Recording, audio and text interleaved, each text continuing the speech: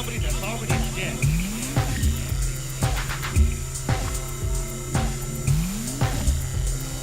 How are we gonna kill somebody that's already dead?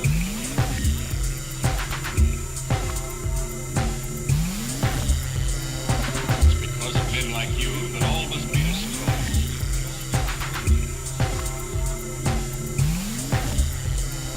It's because of men like you that all must be destroyed.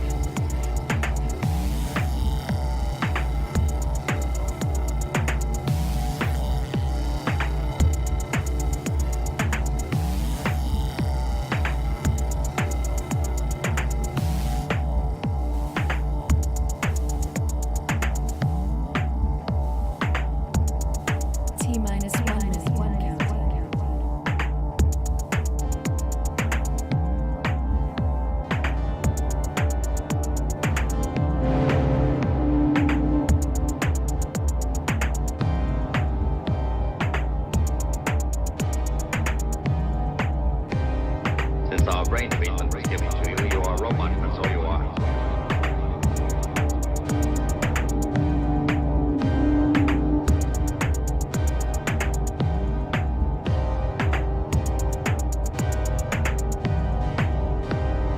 Better not change your mind. You just better not.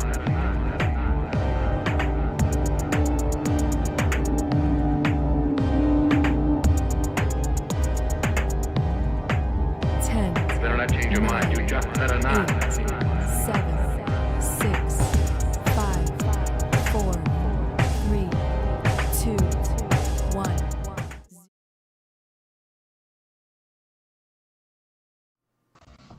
And welcome to Tangents, the only show on the internet, period.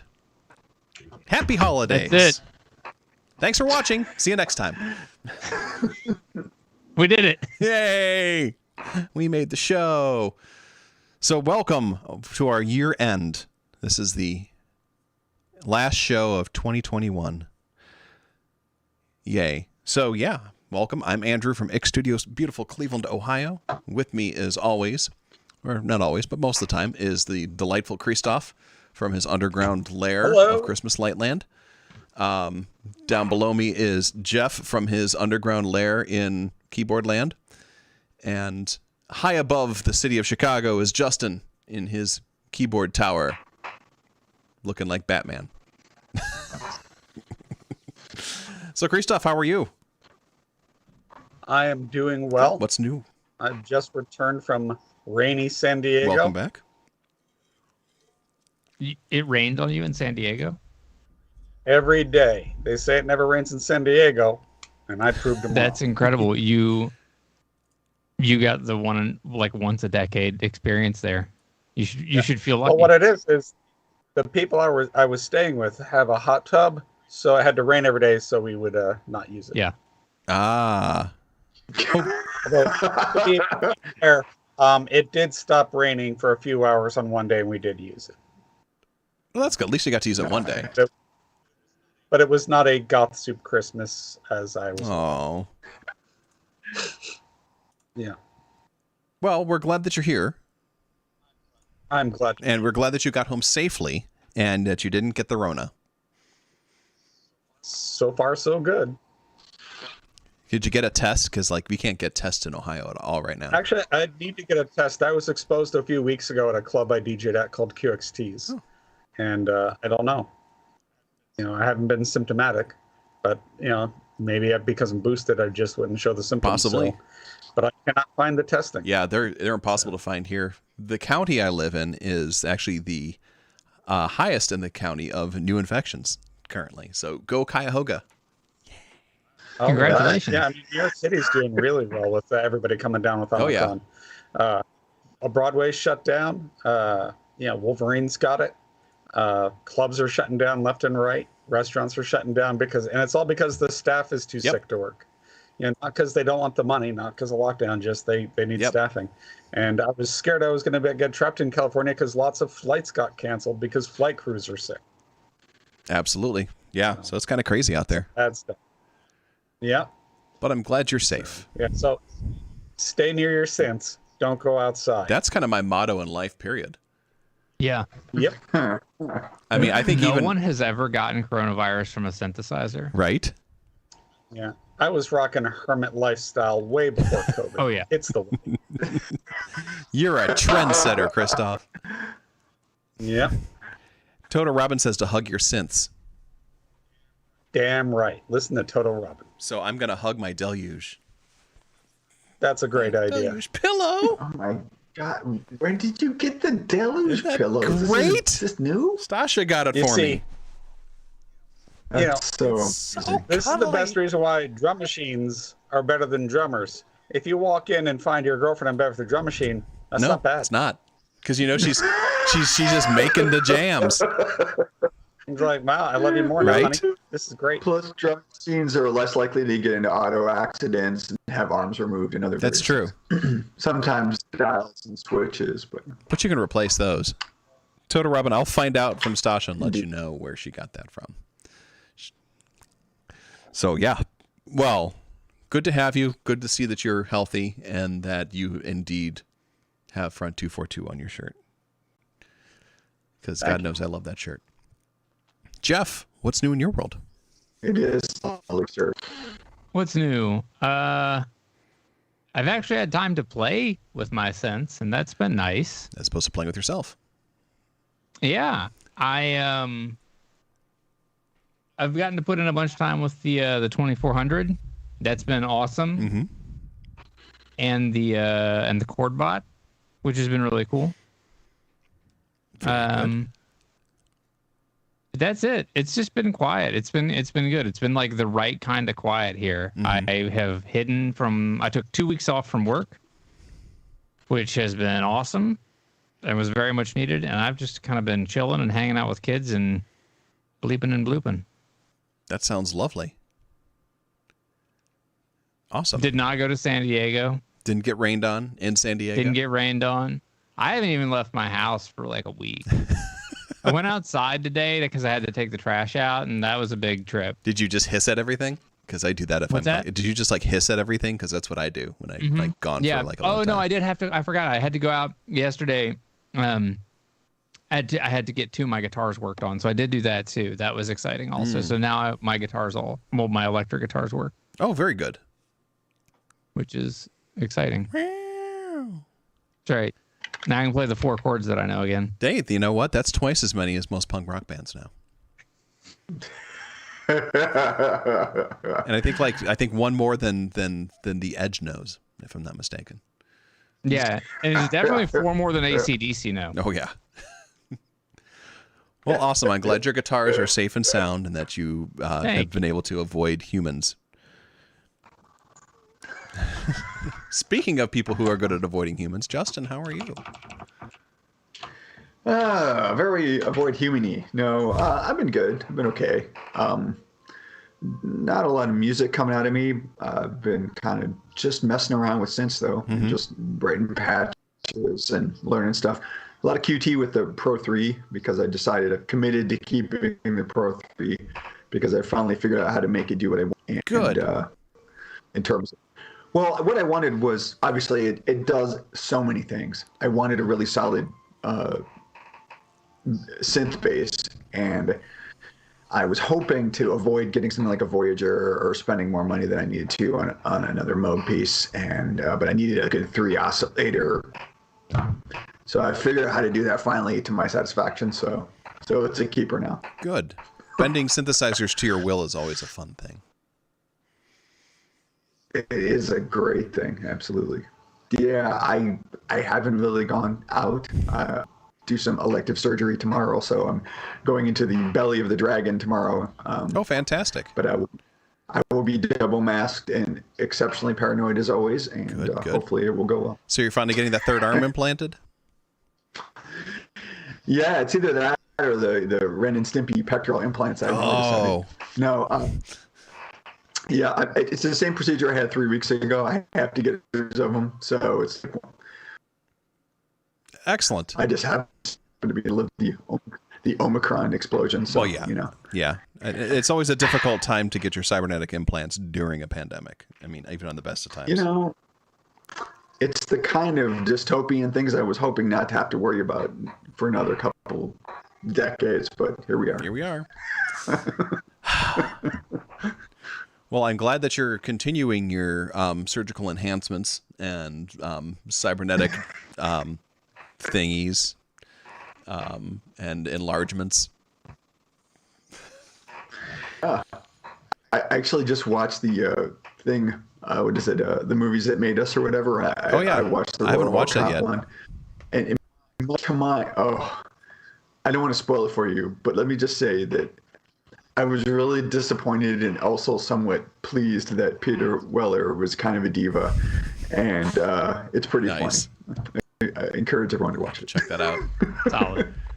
Nice. We just watched Don't Look Up, which was great. I would say it was a social commentary, but it wasn't really like there was nothing subtle about the social commentariness of it. So I've heard good things about that one. It was pretty fun and terrible and pretty much what you'd expect things to happen. So yeah. Well, I'm glad that things are going well, Justin. I'm glad that you all have had a relaxing, somewhat, I think, weekend of holiday goodness. And now that we are floating in what my friend Tony calls the taint of the year between Christmas and New Year's. It's pretty accurate, honestly. Andrew? I've been good, doing pretty good. How have you been? Good. Had, Christmas stuff and ate too much food and did the Krell patch for the 72 hours of droning noise that occasionally became musical and then just disappeared back into the aether of stuff like that. Other than that, I've been lounging about and playing with the beta of the Deluge software and getting to know the NPC even more and enjoying that, which is, I'm kind of surprised that I'm enjoying it as much as I am. And I'm trying really hard to make sure I handle my new chord bot with the kid gloves that is necessary, because the thing is built kind of like a piece of paper that's been mauled by a 3-year-old. It's really not built very solid at all. It's as solid as water without a glass. It looks so delicate. I will never play out with that thing. Yeah. It definitely feels like a first product. Yeah, it does. If you from Isla, but it's so useful for anybody who doesn't like have the chords just on lockdown, where you can just like knock them out on a piano. I don't know. I'm willing to forgive a lot because of how much better it makes. Yeah, there's that. And Jeff, you and I were talking about how it feels like it was built in somebody's garage. It really does. Like it is. Yeah. It feels like such like a hobby kit. Right down to the fact that the serial number is written on the back of it with a Sharpie. That's great. Yeah, I'm gonna get mine because that is the best part that everybody should see. Go get it. Don't drop it though. Be careful with it. So they made these clear ones in like a limited edition of 100 of them. So Jeff and I got the clear model. There it is, looking beautiful. Careful. And then right there on the back, it's in like Sharpie, is the serial number and the dude's signature. Wow. Number 34 of 100, and then Brad signs them. That's great. Those are definitely hand assembled. Oh yeah. Oh yeah. It's funny that people do that. They usually are selling kits. So I'm sort of a fanboy of this thing called the Mega 65, and it's they initially get in a clear plastic, just like do it yourself, and like you can reward yourself by looking your shitty solder job to the clear. Yeah, I mean, it's like the all the buttons are really, really wobbly. All the knobs are really, really wobbly, and it's just like the screen looks really pretty. It's fun to use. I've been using it with the Deluge to great success. But like it's funny because the other thing that I'm using with the Deluge is the Linstrument, which is another kind of like homebrew, kind of very beyond boutique-y, very tiny kind of thing. And that thing, you can kill a man with it. And it won't care. I would say that probably like, whereas the chord bot has probably about a half HP damage, with like a delicacy encumbrance probably. It'd be a couple penalties. You got to roll with that.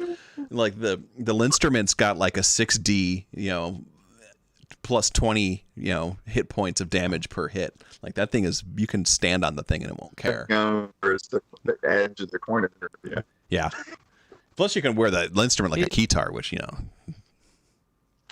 Dude. It's very funny with the chord bot, or it's very funny to me because their next product was the S2400. Right. The S2400 is the most absurdly overbuilt, hardcore piece of like steel and I don't know what else you've ever seen. It's got the end cheeks on it like the Hydrosynth does. There's like milled steel or aluminum end cheeks on it. And then it itself weighs something like 20 some pounds. The encoders on it feel like they came out of, I don't even know what, like out of the Rolex encoder factory or something. The switches on it, it's got, it's got the like the telephone style number pad on it, and the switches on that, they say they came out of like a broadcast stuff, like for like professional broadcast units or something.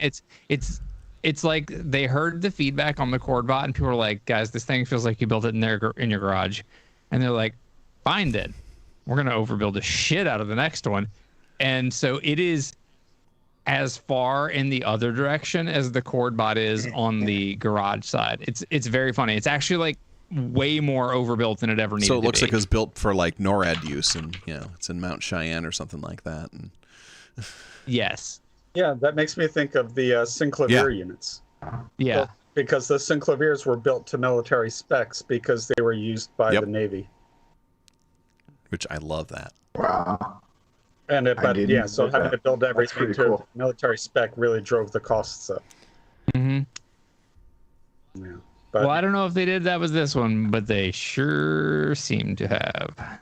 There's a certain aesthetic to that, like military build kind of thing. It's like we were talking about that. Like my dad was a ham radio operator, and he would buy a bunch of stuff from like World War II, like Korean War military surplus stuff.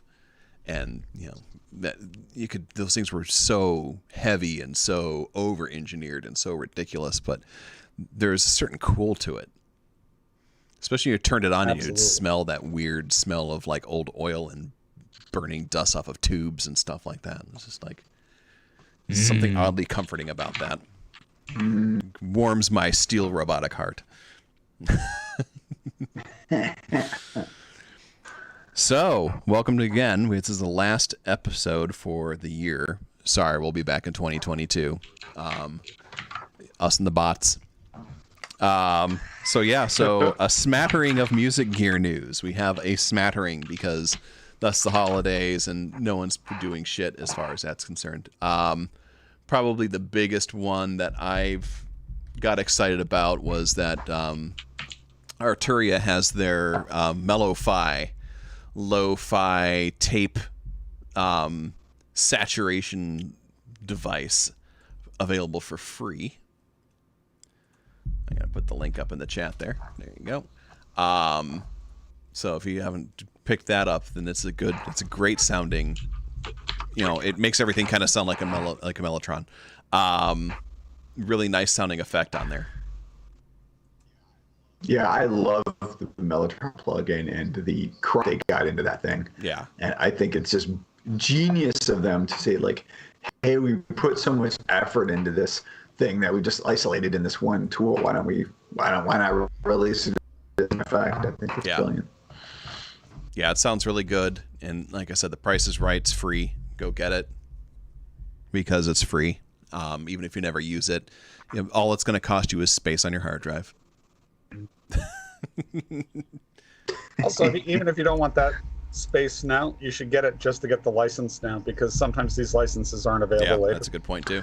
Yeah, that's right. They did that with the Juno chorus effect for a long time. Yep.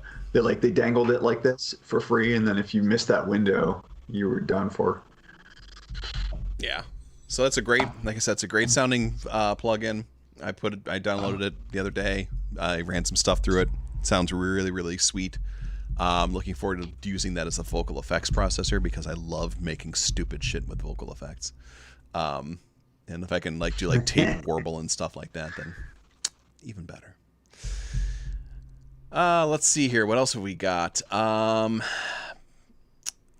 Here's some interesting, fun stuff. There's a free open source app out there for the iPad called AudioKit.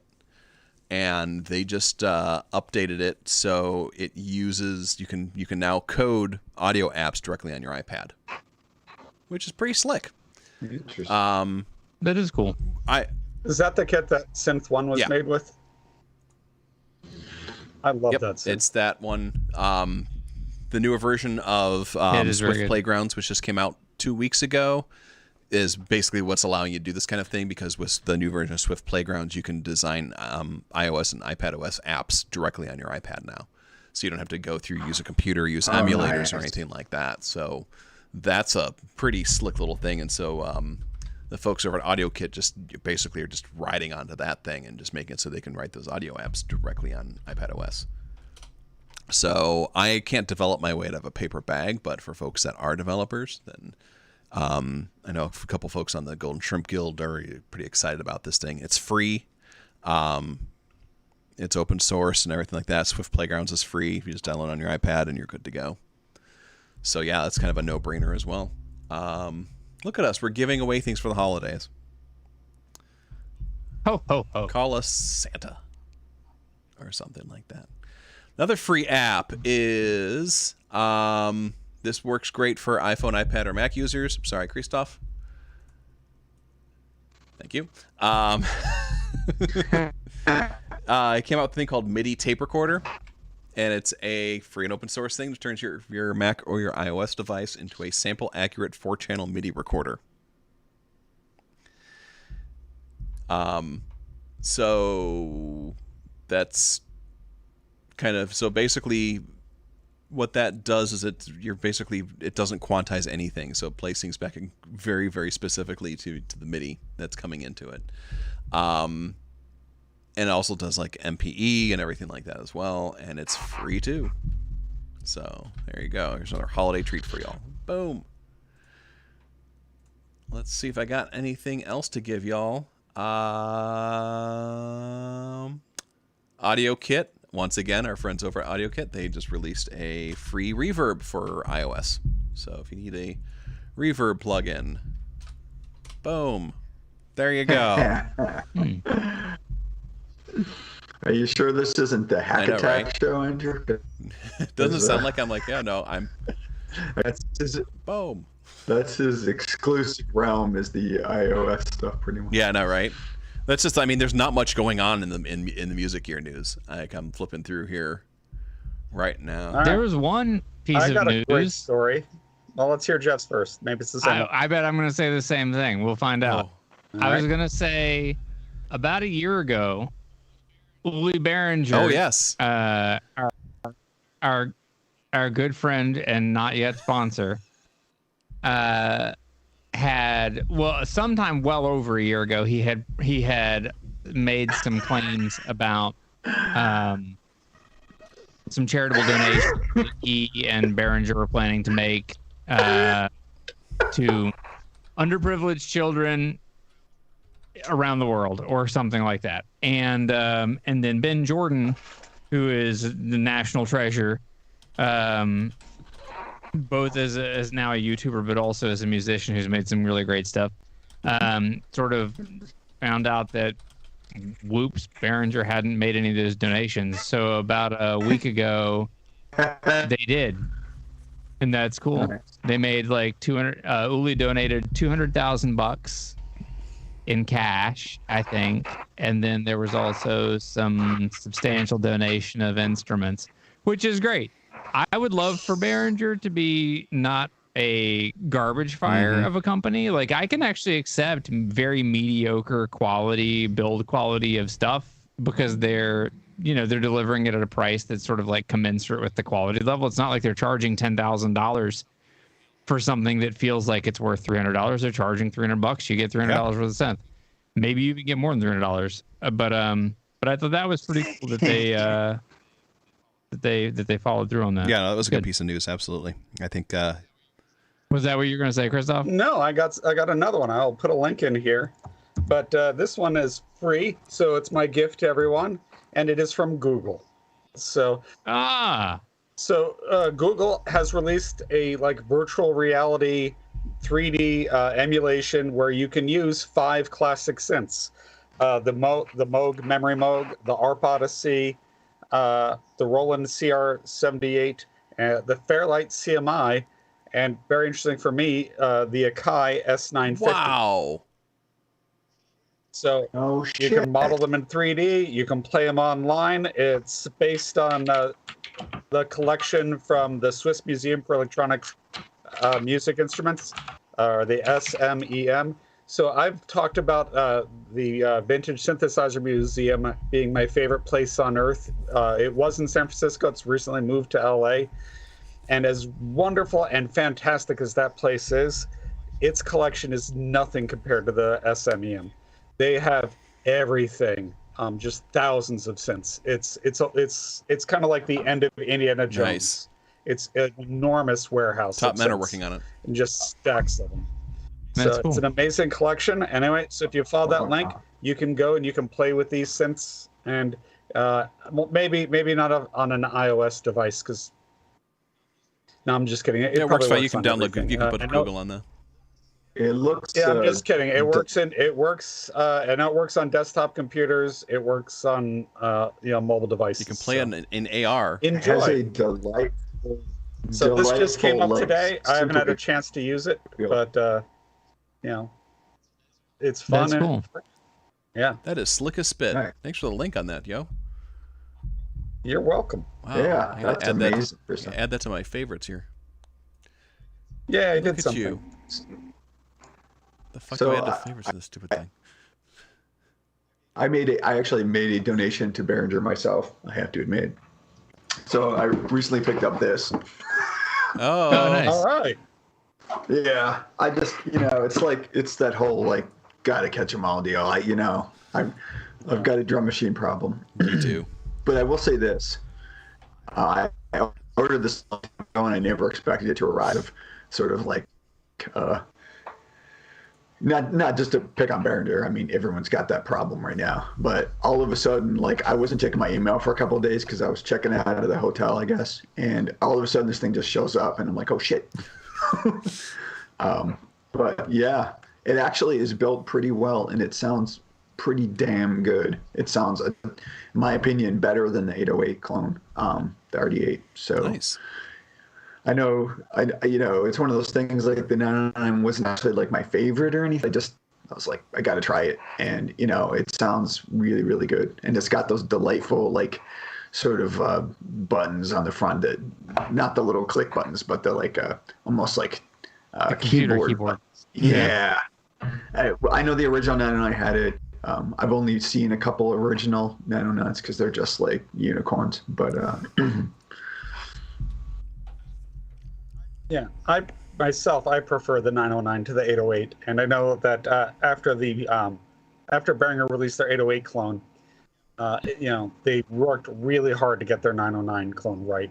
People were very critical of it just because there's so many 808 ones, so every little imperfection people just dive into, and they ran into like firmware and other brain issues with it, and so I knew that they weren't going to release the 909 until they'd resolved all the issues with the 808 because it's basically the same firmware just being adjusted, and so it did take a long time, but I haven't heard anything about it, so I think they resolved a lot of the issues. yeah, I mean, I played with Sam and I played at NobCon in 2019 with the fucking prototype. So what is that, Yeah, like 2 I remember years? that. I mean, that's a long time to kick tires on something. Yeah, But so, yeah, good on that. We're getting pretty close. yeah, and I know that they could have shipped it a lot earlier, and they waited to get it right, and that was probably the right move. Yeah, for $300, it really is.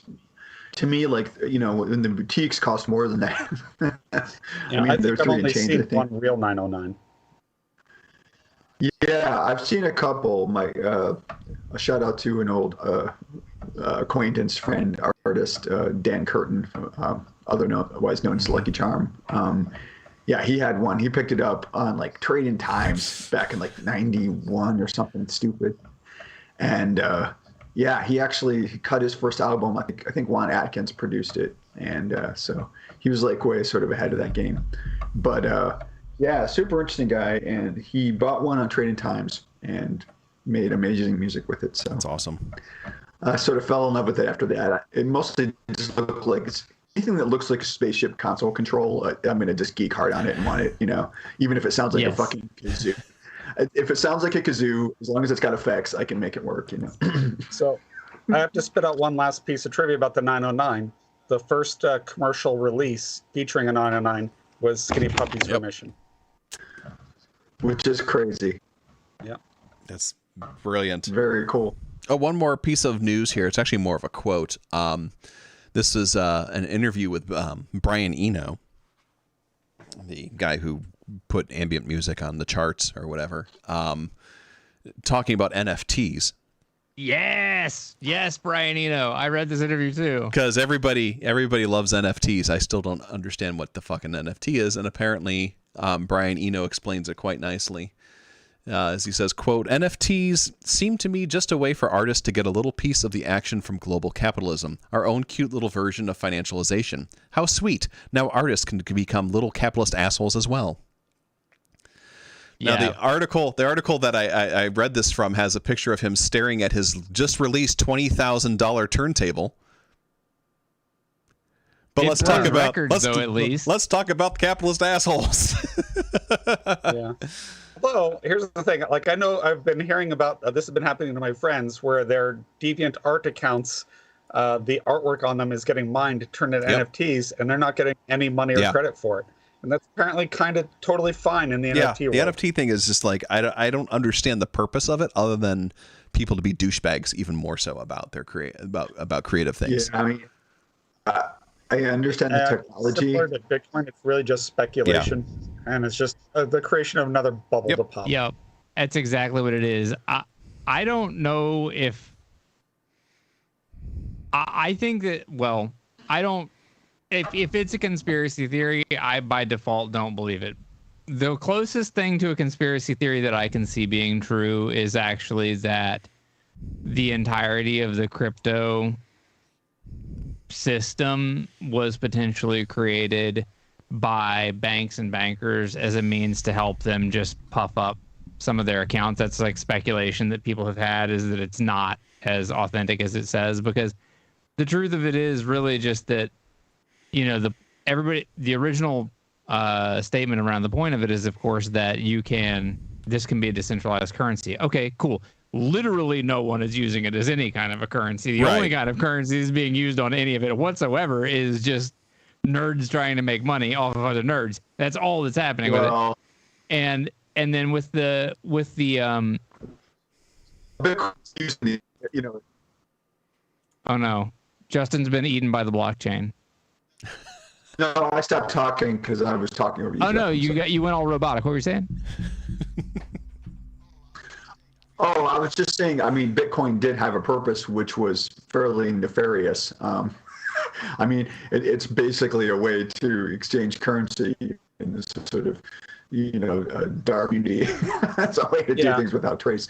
So, I mean, it does have some sort of like a connotations there. And I understand the technology, I understand blockchain. Sure. The unofficial version is it's a ploy by NVIDIA to sell GPUs. Ooh, that's a good one. Yeah.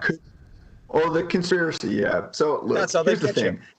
It pokes a psychic hole in, I think, all of our reality fabric, though, which is it's kind of like a hyper steroidal, like Beanie Baby collection, right? Because like what makes something have value? And I know I'm getting all macroeconomics here, but what makes something right? If you don't have a gold standard, you're based on gross national product. It's some made up shit. We all believe in some made up shit, and we hand it out to people, and then we abstracted it even further from gold to notes, and then notes to bits and computers, and it literally has no real life.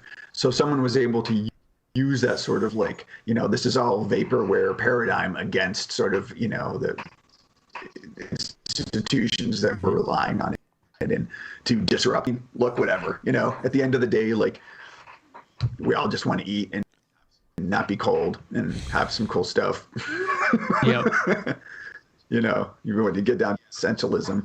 But to me, it feels really hyped. And when technology meets hype, as a professional technologist, I start to get irritated, and I usually have to roll my eyes about 100 times. You know, if you ask people if they understand how asymmetrical cryptography works, they probably don't. But they'll be more than willing to use any to like sell some stupid pair of whatever clothing thing or whatever. Piece of art. I don't know. I mean, you're right. It's just commercial. Art, whatever. Yeah. Look, art. I mean, it has value because you say it has value. Yeah. It has value because you say it has value, right? Like, you know, if I had an 808 signed by Egyptian, most valuable thing I fucking, because he signed it. Okay. But That's my personal appraisal. Right. Of it. I mean, no, it reminds me of this thing gets. It reminds me of a book that I read a while back called Sapiens, which is Yuval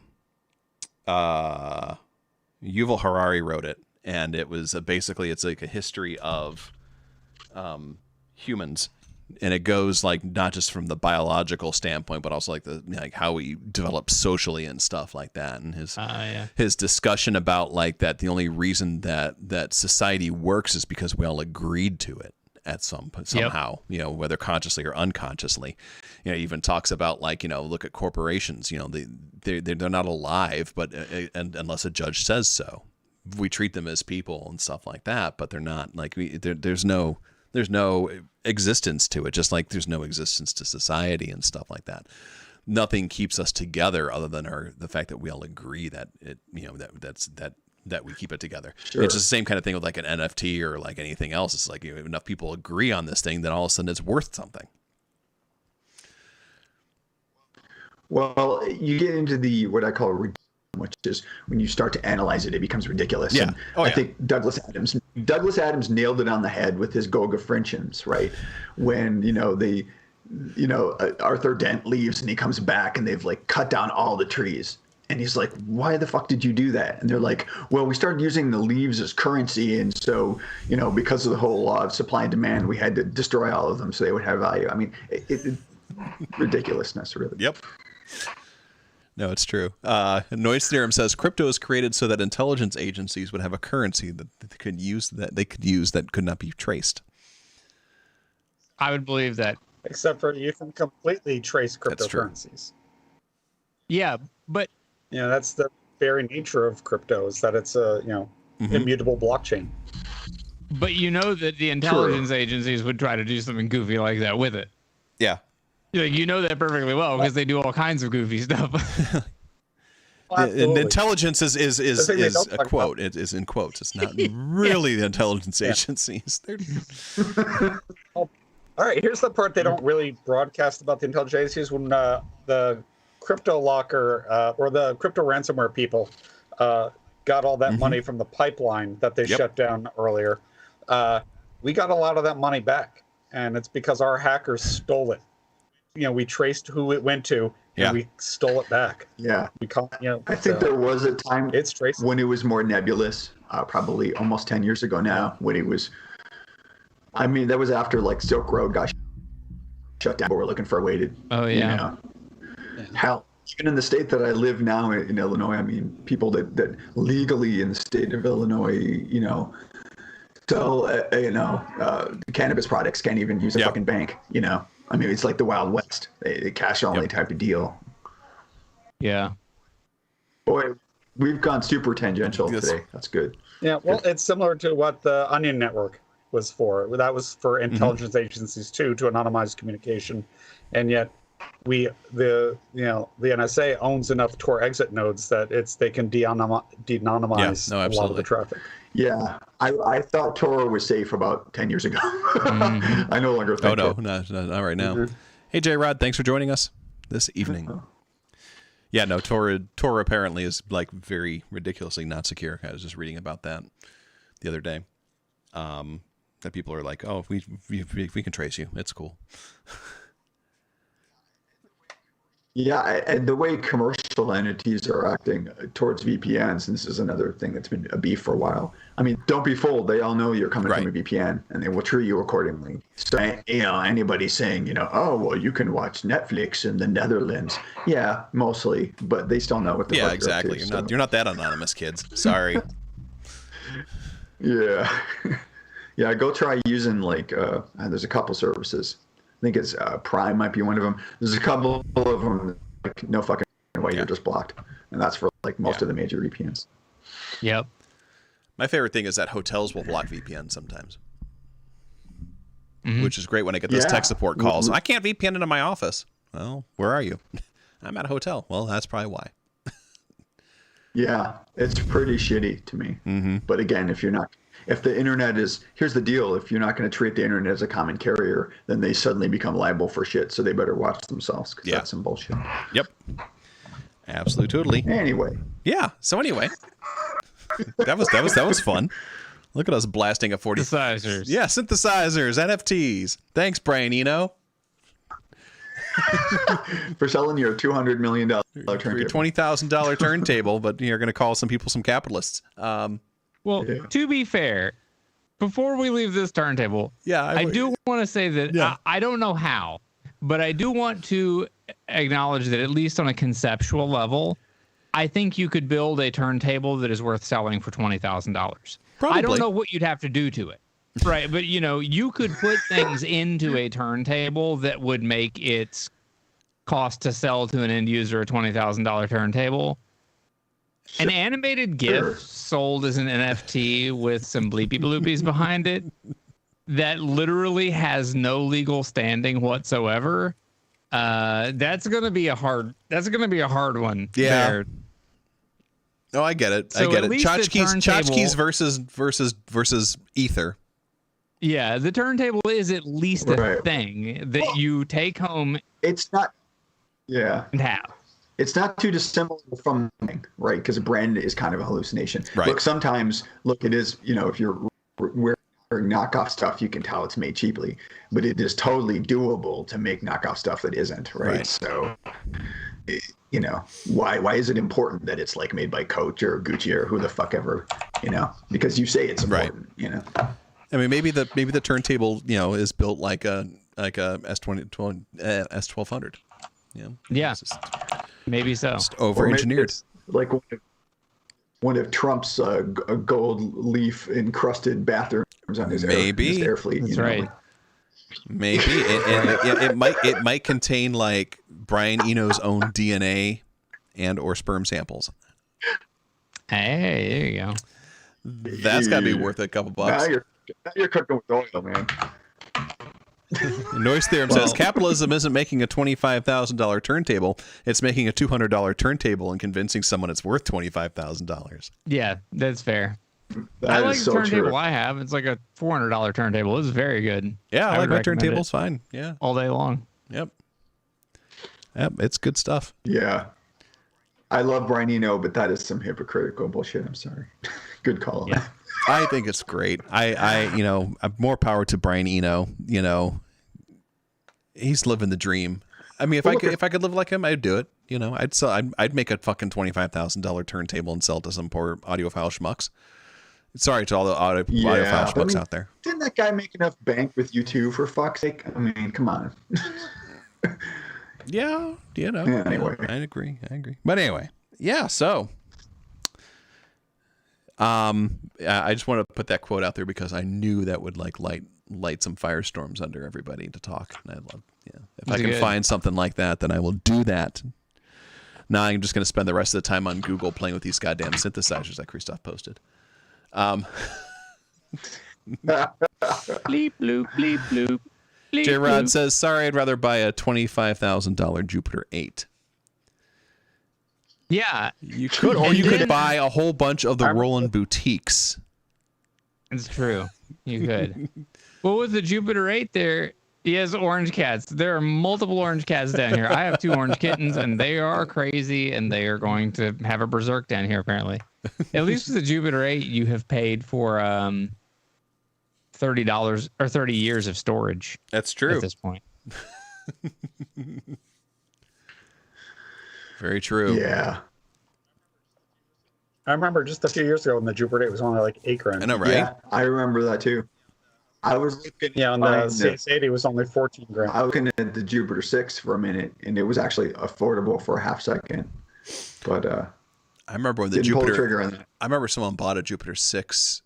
I was playing like keys for her. She bought a Jupiter 6 for like $1,000. Wow. This was back in like, this was post 2K. So it was like, I think it was like 2K1. Yeah, 2001 or something like that. But she found one like, I think on Trading Times or some shit like that, which is, I don't know if they had Trading Times outside of Cleveland or not, but it was like this like kitty podunk newspaper that just kitty. sold shit. It was kind of like Craigslist back in the day. Yeah, there were some guys selling who used to work at Pi Electronics, where I think Trent Reznor used to work. But there was they had shut down. They were right across the street from Lentines, which was weird. On Pearl Road, and sometimes for years was trying to sell Trent Reznor's, was it DX5 or DX7? He's trying to sell something that Trent had put a bunch of patches in when he was bored at the store. Talk about thinking something had value, right? It's like, Trent made these patches. They must be great. I'm selling it for 5 times what it normally would go. Noise Theorem had a chance to buy one in 1996 for $800, but bought an Emu sampler instead. Do you still have that Emu sampler? I don't know. They're both pretty badass. Yeah. Yeah, which Emu did you get? Now we're all like waiting on the edge of our seats. Yeah. Tell us more about the Emu sampler. You know? Like weird obsessed synthesizer nerds. The ESI 32. I have an ESI 2000, which is very similar. Nice. Wow, do you still have it? What about Noise Theorem? I don't think he still has his. I've seen pictures of his studio. I know what he has in there. Because I obsessively look at it. It died in 1998. Well, at least you got 2 years use out of it. Oh, that's for $800. All right, so now we've milked out those stories as long as we possibly can. Now it's time to get to the potatoes of our meat and potato show. Or at least the tomatoes. Meat and tomatoes? All right. So we are going to be talking about the future. Unfortunately, I didn't have... I know. Dun, dun, dun. This is when you need the SP404 to like fire up some shitty sample. I know. So one of the things that I think I might do over the course of the next couple of days is like a really small reorganization of this space. So sitting on my desk right here is a giant mixer, and about an arm's length away is a rack that I have sitting on the floor, like a rack of gear. And I think I might move the mixer onto the rack and then move maybe like the Pyramid, the 404, and maybe the S2400 over to this space on the desk here. So like a really...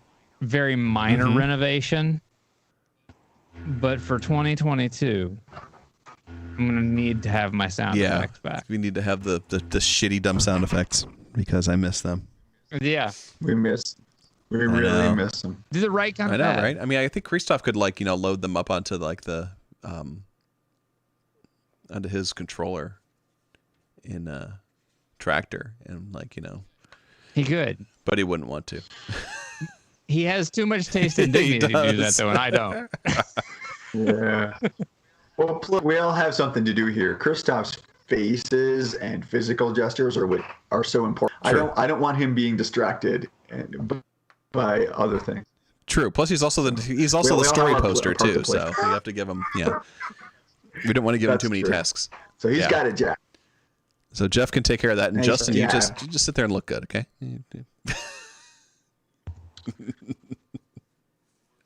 Been working for me for a while. I'm getting to the end of that slope. There you go. For all it's worth. Eventually, you'll just be looking old. But hey, for the time being, we're good. So yeah, we're gonna talk a little bit about the future, and again, fucking like Noise Theorem. There's a future. Yes, Virginia. Yes. There will be a future. We didn't say a good future, but a future nonetheless. Tomorrow is coming, whether you want it or not. Not the future you want, but the future we deserve. Either underwater or we're on. Yeah. So we're going to, we're not going to. Will we discuss the future of society? Who knows? We might. But the topic of conversation is our synth nerd lovedom, our surf. Never mind. We like synthesizers, and we're going to talk about synthesizers, and we're going to talk about that kind of shit. So we're going to be, because we're experts in synthesizers. As a matter of fact, we are the world's foremost. We're the only people in the world that know about synthesizers, period. We're experts. And correct. This is the only synth talk show, the only show on the internet. So civilization was created so there could be synths. The internet was created so that the three of us Yes. could talk about. And also because we're the only three. Or we're Well, I don't really count as Yeah. a human, but we're a couple of Drakes from Queens. I'm not really sure. We'll work Given that we're the only 4 people in the world who have synthesizers, just given that all the synthesizer companies manufacture their synthesizers for the 4 of us, we are going to discuss what 2022. What are we going to predict in the synthesizer music land in 2022 in the music technology world?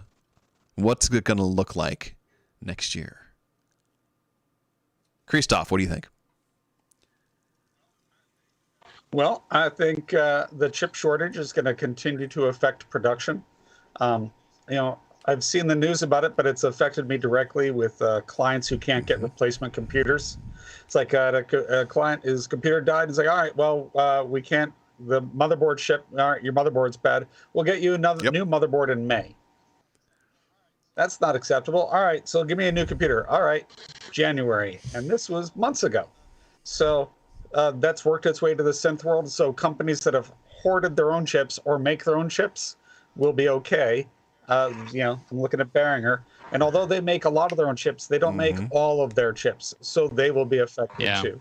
I think instead of getting lockdowns like that previously affected us, we're going to see things like what's going on with Omicron now, where no one's saying the business has to shut down, but no one can go to work because they are sick. So we're going to see more interruptions. We're going to see delays. So we'll see an increase of output from Cherry Audio. I would imagine. So I think we're going to see a lot of virtual synths. I think we're going to see a lot of stuff from Cherry Audio. I do think, my guess is Behringer will release the first of a wave of polysynths. So I think once they have their framework down they've already got a framework and they're working on it. And once they've fine-tuned this framework for the first polysynth, they're gonna start having polysynth babies just like pew pew pew right after another, just like when they were releasing a different monosynth every week. I know Waldorf has been working on a new synth for years. Maybe that'll come out this year.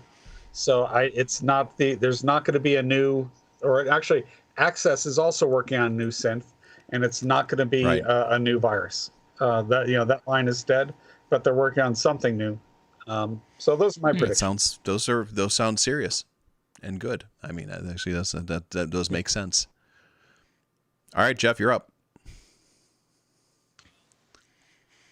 Well, all I think about is bullshit, and that was very serious. So, I don't know. I think I agree for sure about the proliferation of things that are virtual. I think that we're going to see a continuation. I actually think we're going to see an acceleration of people moving to more DAW-less performance. And when I don't know, I should probably clarify this. When I talk about DAW-less stuff, I don't mean for recording and producing music, because at this point, if you're, I mean, like, I like using my Porta Studios for things, but you have to like that workflow, and that's kind of like, I don't know, it's kind of like the slow food movement of music production. Like, you kind of have to like going slow. So if you have any interest in sort of efficient production that ultimately like hits a high standard of quality, you really have to use the DAW. So what I'm talking about is like, how do you play your synthesizers and your instruments together, and how do you write your songs and everything, not how do you record them. I think that's going to continue to increase, and I think that there's going to be more companies that get in on that. As more and more people are spending more and more time at home related to the pandemic, related to, companies going more virtual, and they're spending more and more time on their computers, I think people are going to want to continue to spend less time on something that has become associated with work for them. So I think we're going to see more products that lean into that, and more computer programs like Bespoke that feel sort of like unusual and more like their own kind of instrument sort of thing, and step outside of that world. I have also been really noticing the Kristoff and I've talked about this a lot. I don't know if any of the rest of us have talked about this, but samplers by and large used to be a lot different and better than they are now. And assuming you wanted to do chromatic sampling. And so you've seen some real changes in that. So the S24 very, very well. And the MPC, the new MPC line does it well as well. The SP404 Mark II looks like it will. I mean, there are very few of them out in the wild yet, so it's hard to say, but that one looks pretty compelling for chromatic sampling. I think that we are going to see Akai bring out that keyboard one that was leaked in the firmware a couple months ago. I bet we're going to see something related to that. And I wouldn't be surprised to see more. I mean, things go in cycles, right? Like we've got wavetables right now. Wavetables are so hot. And I think maybe we're going to see a resurgence in sort of more powerful samplers that are not just beat samplers, and that would be cool.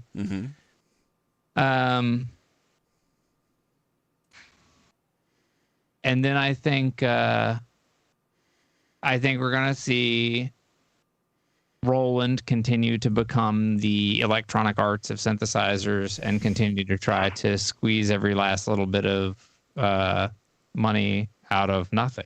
That's going to be it's going to be the other thing, I think. I mean, they keep sort of like trying to sneak a little bit more into their sort of like pay to play model with re-releasing the same thing in 100 different ways, and that's been kind of a funny thing to watch from the sidelines, at least for me, is like somebody who's not part of it at all. That's been something I've really noticed them ramping up a lot. Yeah. So I don't know. That's it for me. Well, all right. Well, let me comment on what Jeff was saying. So many people who talk to me like beginners want to go DAWless. I hear that a lot. People hate computers.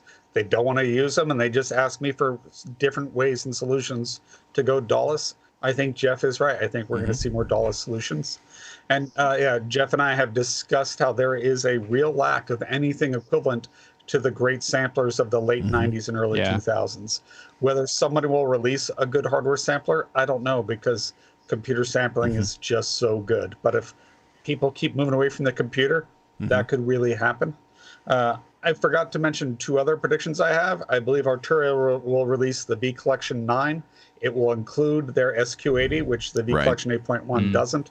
And unfortunately, the other thing that I think we'll see a lot more of this year is subscription models, especially from Native Instruments now that they've been sold to two parent companies.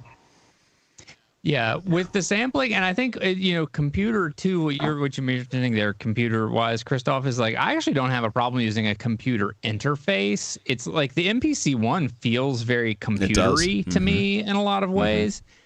But you know what it doesn't have? It doesn't have email. It doesn't have a web browser. It's like it's only the thing that it is. I don't have any problem with there being a screen on it that I need to touch or interface with in a way that feels kind of computer. It's like I don't want it to be my desktop or laptop computer device. And I think that's so. If they slapped a decent keyboard on an MPC, pretty much just exactly as it is right now, it would be very, very good.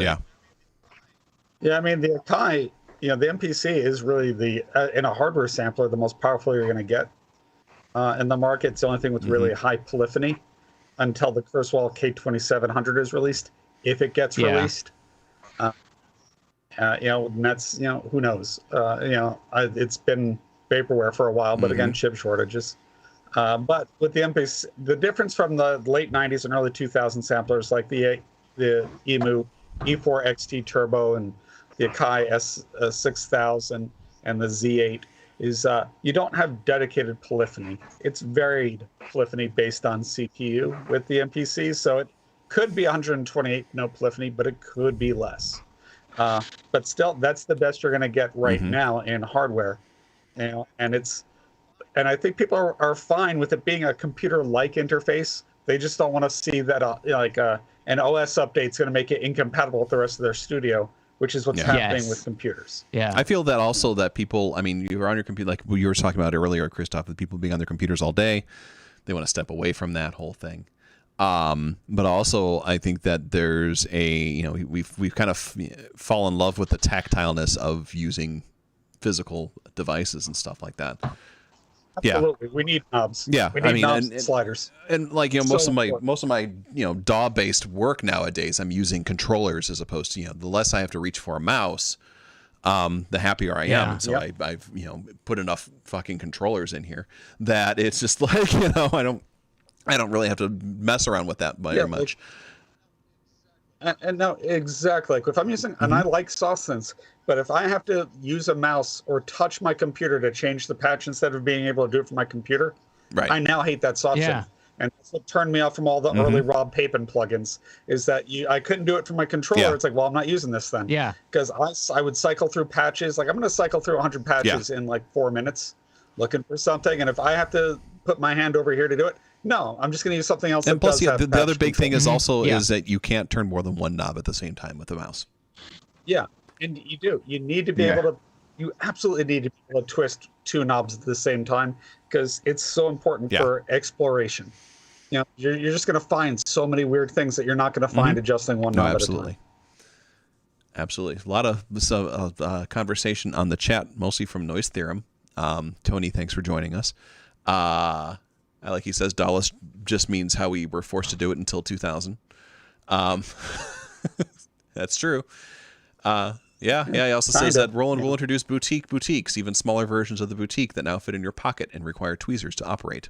Some of them already do require tweezers to operate. Prediction for 2022, Akai to increase revenue by putting ads into the MPC standalone software.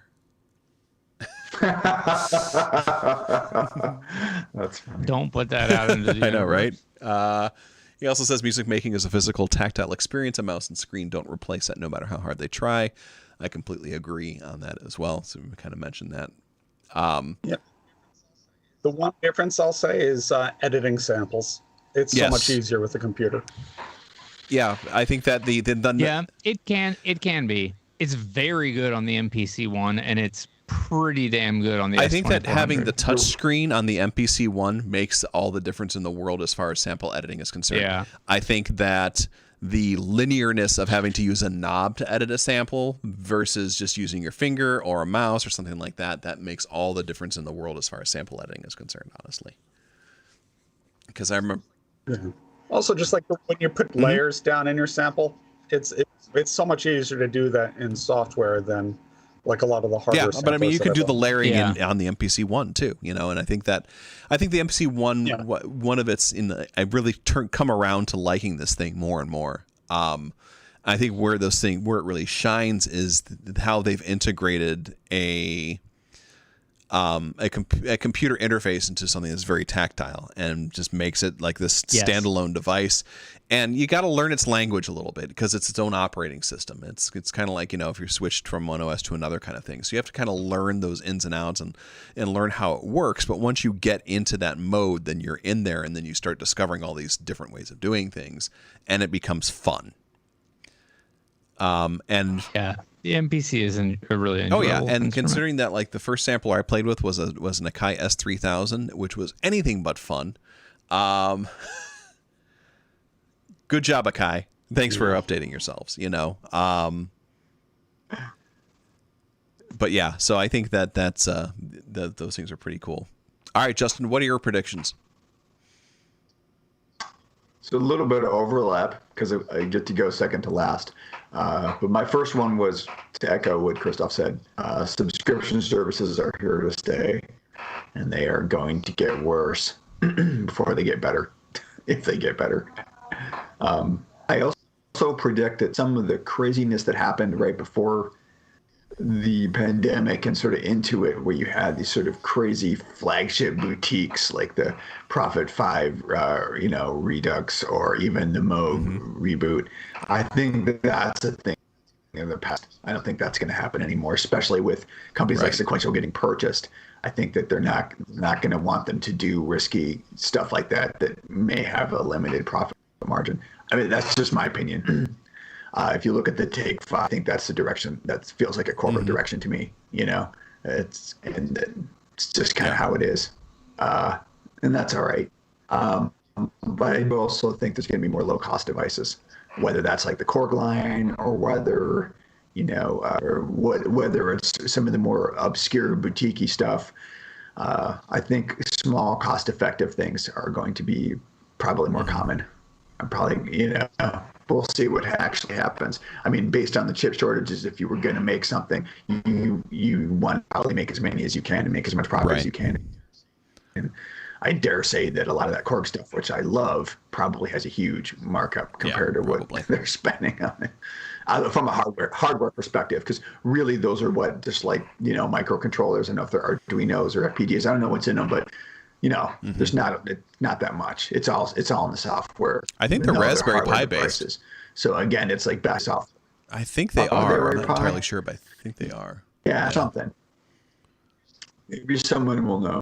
But either which way, the reality is these aren't ASICs. This isn't even writing to like a Tiger Shark type of DSP or some really arcane stuff. This is stuff that theoretically anybody could do if they had the wherewithal, right? Those are good points too. I think that what we're going to start seeing, and this is going to be interesting to me, I think that we're going to start seeing that a lot of these small boutique companies and stuff like that are going to have a tougher time getting parts this year than the big places, for obvious reasons, because they don't have the ability to buy things as much. Gesundheit there, Jeff. Thank you. As much as the big companies are. So, but the small companies have a lot of innovation going on. So I kind of predict that we're going to start seeing like the larger companies buying the small places, kind of like Sequential getting bought by Novation. You're going to start seeing that kind of thing. I also think that the supply shortage is really going to hit the Eurorack manufacturers really hard. And I would imagine that some of those are going to either get bought out, they're going to merge together, or they're just going to go away. Just because those are really small, like, dude in the basement kind of thing with a soldering iron kind of stuff, and they have no purchasing power at all. And if they can't get those parts, they're just going to disappear. The other thing that become almost like the crazy nightmare scenario is if the supply constraint goes too much into the negative, that even the larger companies are going to have to try to figure out ways to make money, and we might start seeing things like firmware updates that cost money. Yeah. I know Roland's experimented with that, much to like, pitchforks and torches at the front gates kind of thing going on. But they got shit with that. The IRA range was like that. If at least for the TR. Yeah, I remember it's like 7.7s you had. Yeah. You fucking buy it. So I feel that might be coming along as well. However, at the same time that, I think that the difficulty also is going to be because these companies if they can't manufacture this stuff, then they're going to need to be focusing on making those firmwares, value added. So you might start seeing things like them really trying to shove as much stuff as possible into these machines with these firmware updates. Kind of like what Synthstrom does. Like, oh, here's a 4.0. We're gonna mash all this shit into here. Counterpoint to that, though, is if somebody makes a firmware update that is worth paying money for, I mean, I don't know, you got to get down to questions of like how much value and how much cost. Right. If somebody makes a firmware update that's worth paying money for, then in general, like if it's got features that I wanted, and I'm also perfectly happy to pay for it. I mean, it's just like a software update. I mean, it's like, when you buy a software, when you decide that you need to buy the next point version of Waves all over again. Because it has the screws are a different color on the interface. It's got a new knob. Yeah. Well, speaking of capitalism, though, that can have an effect on the lifespan of equipment. They could actually be positive. And I hate to sound like a neoliberal pro capitalism person, but kind of when we get Roland, for example, they abandoned stuff because they were like, we're not going to ship this hardware, so fuck it, right? Like, if you had a mindset, you could actually make money off of firmware maintenance. Look more and more like the IT landscape in some ways, right? Like big fish buying little fish, and hopefully not, crush their spirit too much. If we can keep selling you updates, then we'll have a product. And I honestly. All right, Justin, you max headroomed out like crazy there. I'm sorry. Yeah, I think he got blockchain. I think his firmware needs a paid upgrade to his firmware. Or at least yeah. So I mean, crux of my argument I said at the beginning, which is I think if companies can make money off of selling firmware, then it will potentially extend the lifespan of hardware rather than abandoning it. Yeah, which at this point is what we might be looking at as, if they can't make more hardware, they can't make new hardware, then they have to make their money somehow. So that might be going into, development, which means it's going to cost, coders and stuff like that. I have so many devices that don't work because there's a lack of drivers for them, and I would definitely pay for drivers to make these things work again. So I can see that as a legitimate thing. Will I think it happen? No, because nothing good happens for me. But man, I can wish it would happen. They're just gonna upload the drivers for Apple. Yeah, make drivers for iOS and iPhone, and not Kristoff. No. Oh, Kristoff, we got an iPhone. Well, we got it for the new one. Yeah, right. Or it'd be like, oh, I just bought this. No, we just switched back to the other one. Sorry, Kristoff. Yeah. No, yeah, we made it work for everybody but Kristoff. But it works for Kristoff and Bile. We said no Kristoffs. Yeah, right. We're allowed one. And we picked the other one. Sorry. Maybe next time. So I think Andrew makes a good point about modular. There's an upside, though.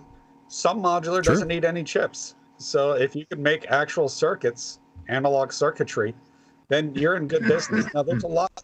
I know there are some people that are real purists with their modular, and they don't want digital components in there. And that's just nonsense. There's no reason why you can't have, digital LFOs or envelopes or whatever, and modulations. And lots of people use like digital samplers that are modular based. I think modular is going to continue to take off. Some people, some things aren't going to get made because of missing chips. Other things will take off. I do think that we'll probably see cheaper Eurorack style cases that come out this year to help popularize this, to continue it.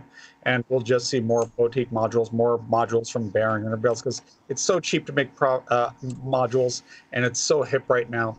And people just collect these things. Because I guess it's like a dirty pleasure where you think, well, it's not that much, but you bought, because you don't realize you bought 11 of them. So slowly builds up, and I got this one empty space left in my rack. Let me buy one more. Oh, but I got to get this other one, which means I need to get a whole other rack. Well, I better fill this too. It's just super addictive, and everybody wants that like wall of blinky lights. And really, that's really all you need. Like somebody's going to come out with a module that just doesn't do anything, just blinks a lot, and it's like, oh, I need that one.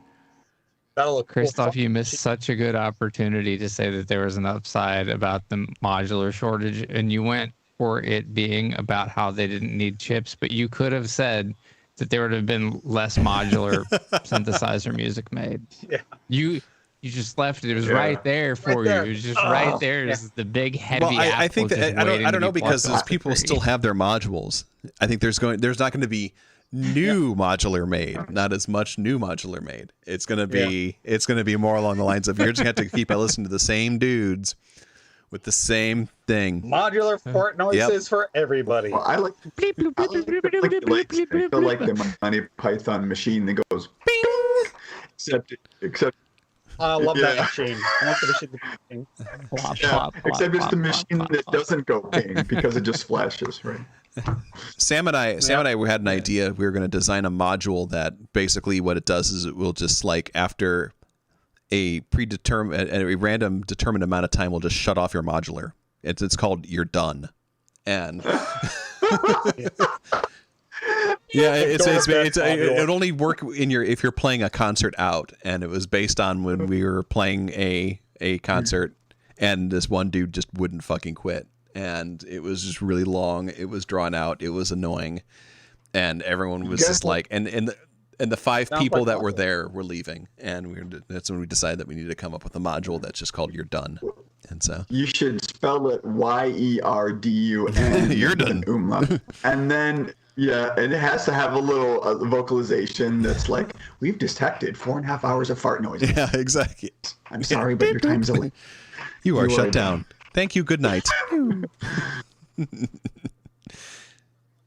Get these motherfucking modules off my motherfucking stage. Yeah. So that's my thought is that you're going to look at some companies merging. You're going to look at possibly paid. And this is synthesizer dystopia. Really, was what I'm going for here. It's just like that kind of thing.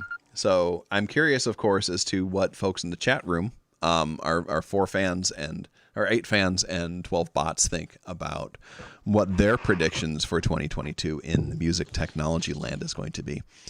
I'm also like, there's going to, I think that because where people are continuing to work from home, we're going to continue seeing more prosumer lined ideas as the demand is there. But it's only going to be the larger companies that are going to be putting them out because they're the ones that can get the equipment to make that shit.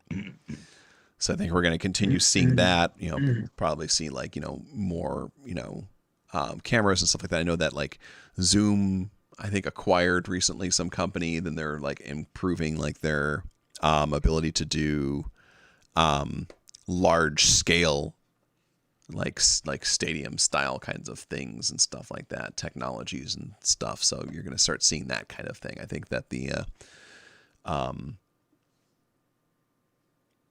as this pandemic continues to play out, we're going to see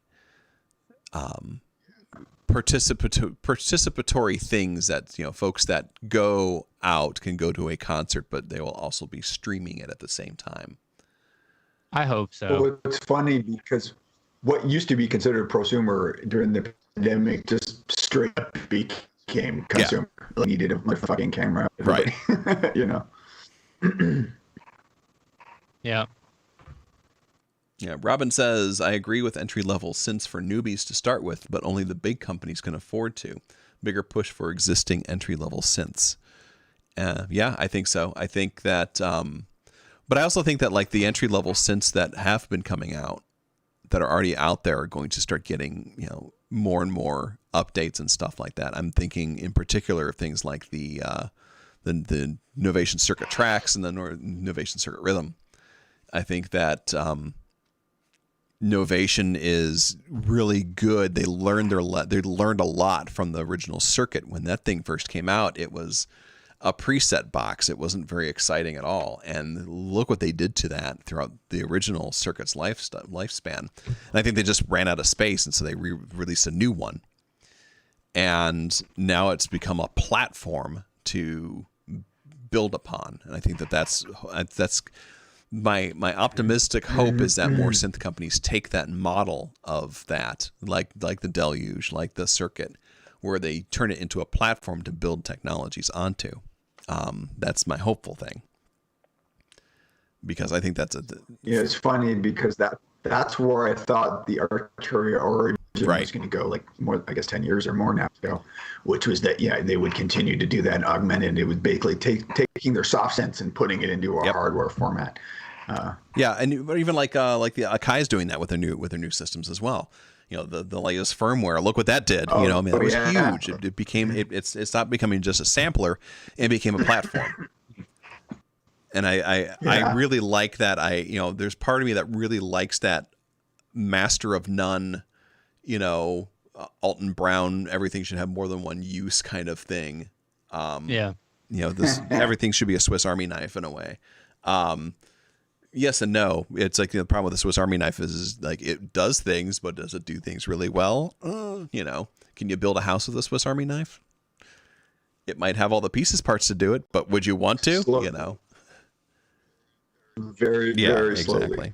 So I don't know. It'll be interesting to see like if that's and I think that I think that this was at the Roland came out with those two. Was it the 505 thing? Was that or the 707? I can't remember all the numbers. God, what was those?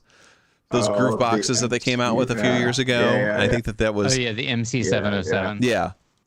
And then the big one and the tiny one, and I wonder if they. I felt like that they're trying to build onto like that Novation circuit, platform based, all in one device, and I don't know if that ever went anywhere from there or not. The MC101. Thank you. Mm-hmm. Oh, 101. Yeah. The 707 was the older one. Yeah. Yeah. The 5 was like the old group box from the 90s, 2000s. Yeah. So, okay, well, there we go. Thank you all. And again, keep up the conversation in the chat if you have your music predictions as far as music gear is concerned. We're going to move on to the next question here with our little bit of time we have here. So, what are your musical goals for 2022? Kristoff, we'll start with you.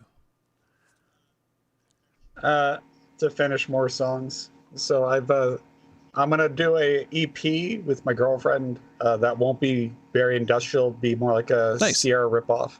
And I'm not gonna. The only way that I'm gonna get anything done on it is to abandon songs instead of nitpicking on them forever. So and just try to get them out quickly, more like a demo. So yeah, I've got that goal, and then to just make some actual industrial songs myself that are knit to death and polished. Yeah, and I continue to use Caustic as my sketchpad of choice, and I wrote 2 tracks while flying because phone had power, and you know airplane seats have gotten so small you can't really use a laptop in them anymore. Yeah, but you can use a Deluge. Your phone, and so it's there for me. Yeah, the Deluge is great. We were talking about how there's no real powerful samplers anymore, and that the your MPCs are really all you've got for powerful. And I wanted the Deluge to be one because it can do 64 voices, but I guess it's just clunky as a sampler. This is not good. Yeah, this is not good. So if Caustic didn't exist, I might be really tempted to get a Deluge. But Caustic exists; it works on the devices I already have, and I adore it. I mean, it can't do everything, but it does so many things. It's really handy, and I mean, it's got a modular synth in it. It's got a generative synth, which or it's got these weird, it's got a weird synth that I've never seen anywhere else. So it doesn't have the best effects, but it gets the job done. So I'll start everything there and move to other things. So, and most importantly, I bought an Eventide Reverb last year, and I haven't really put it on anything yet. And so I'm going to use it. Yeah. It's time to reverberate. Yeah. So anyway, that's my that works. That's goal awesome. For this year. Those are good goals. Yeah. Jeff, what are your musical goals for next year? I started a new music project a little while ago, which is meant to be a replacement, or sort of replacement is a weird word for it, but it's very adjacent to a synthwave project that I've been doing for a long time called Dayglow Overdrive. And Dayglow Overdrive has just always kind of been the music inside my head. It just comes out. I could turn on 4 instruments and I could improvise you 4 hours of it right now without any difficulty because it just pours out. But the bad side of that is that when you have something in your head like that is so easy for you to make, it becomes very unfocused. And so I started working toward creating some very intentional focus around a project that I'm calling Ghostron. So I'm really excited to put something together there, and I would like to get together a 5 or 6 song-ish EP for that.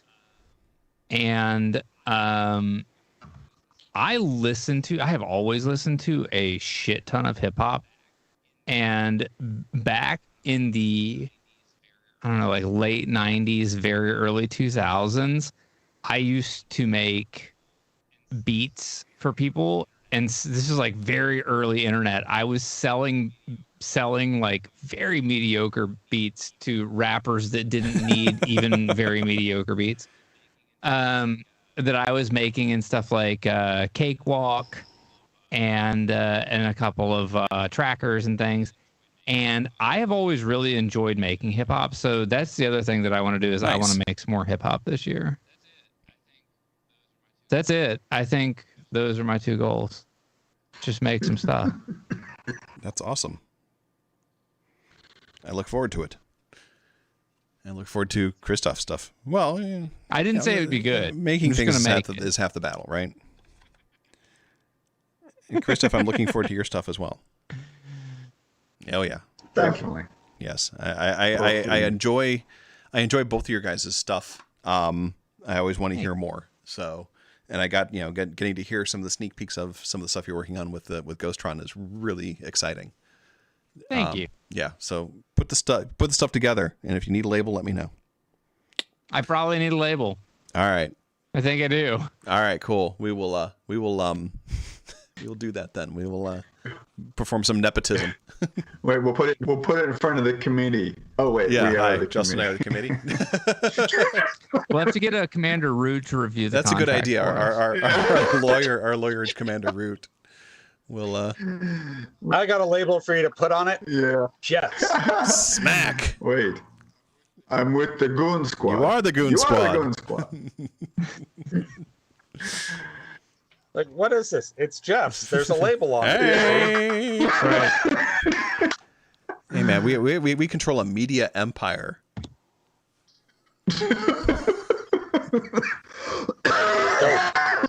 Mostly like wishful thinking. Yeah, it's all Legos and wishful thinking, let's face it. Oh my God, it's got to be Russian rest, doesn't it? It does. J-Rod says his goal for 2022 is to finish a song. That's a good goal too. Do it. Finish it. It is a good goal. At least have fun making it. In the Soviet Union, beats drop you. Oh my gosh. Good. BETS. Yeah, right? It's all about. Oh, that saved my lame joke. It's all about the borscht. I was about to go there. Jesus. Wow. You're getting just kind of scary collective unconscious right now. Right. Stress the word scary. All right, Justin, what are your goals musically for 2022? Well, like others, I have abstract goals and I have precise goals. I'd like to really work on more collabs, and that includes you, Andrew, and actually anyone who wants to work with me. Trying to ring an old friend of mine, Todd, to try to get him to do some stuff too. I think I talked to you about Todd a little bit, Andrew. I'm working on a new Subsoma album. I have 2 tracks. I have a title for the album, but that's it. It's going to be a long, hard slog, but I hope 2022 to get it done. Have probably enough material for that side project I was working on, and Jeff, we came up with similar names without even talking about it. And at first I was like, well, shit, should I change my name? And then I'm like, nah, we'll just pretend to be a movement and it'll be fine.